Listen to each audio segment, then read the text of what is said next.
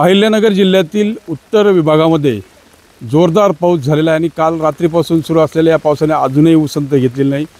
शेतकऱ्यांमध्ये मात्र प्रचंड निरुत्साह जो आहे तो पाहायला मिळतोय, कारण या पावसाचा काही उपयोग जो आहे तो शेतकऱ्यांना होणार नाही। आता आपण खडकेवाके, राहता तालुक्यातील खडकेवाके या गावात उभं आहोत आणि मुजमुले यांचं हे क्षेत्र आहे। या ठिकाणी सोयाबीन जी आहे ती अशा पद्धतीने सोंगून ठेवण्यात आलेली होती आणि आपण बघू शकतो छान अशा शेंगा ज्या आहेत त्या लगडलेल्या होत्या।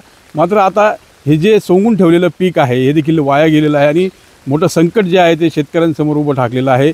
एकंदरीत जर बघितलं तर उत्तरनगर जिल्ह्यामध्ये जवळपास 5 ते 6 तालुक्यांमध्ये पावसानं अक्षरशः झोडपलेला आहे आणि शेतकरी राजा जो आहे तो पुन्हा एकदा संकटात सापडलेला आहे। खरं तर मध्यंतरीच्या काळात पाऊस नसल्यानं थोडासा दिलासा मिळाला होता, मात्र शेवटच्या टप्प्यामध्ये आता परतीच्या पावसानं दानादान जे आहे ते उडून दिले आणि पूर्ण सोयाबीन जे आहे ते या क्षेत्रामध्ये असलेलं पूर्णपणे वाया गेल्याचं चित्र जे आहे ते पाहायला मिळते। कारण आता याचा उपयोग होणार नाही। ज्या शेंगा आहेत त्या देखील आता सडून जाणार आहेत।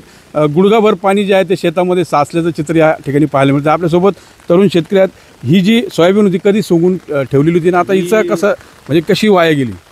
ही जी सोयाबीन होती ही आम्ही काल सोंगून ठेवलेली होती। आज ती आम्ही सर्व गोळा करून रचणार होतो, तर काल रात्री पाऊस सुरू झाला। तो पाऊस काल रात्रभर चालला आणि ह्या प्रकारचं पाणी इथे साठण्यात आलं।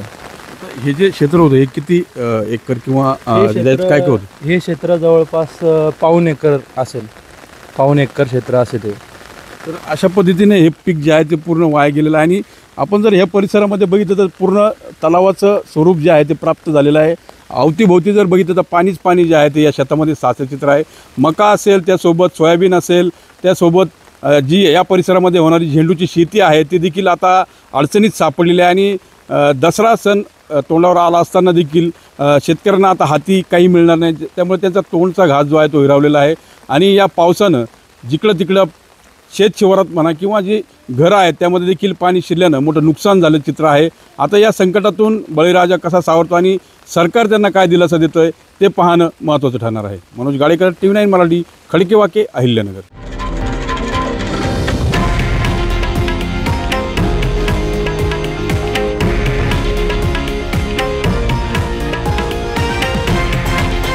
हे आहे देशातील नंबर 1 न्यूज नेटवर्क आणि आपण पाहत आहात TV9 मराठी, एकमेव।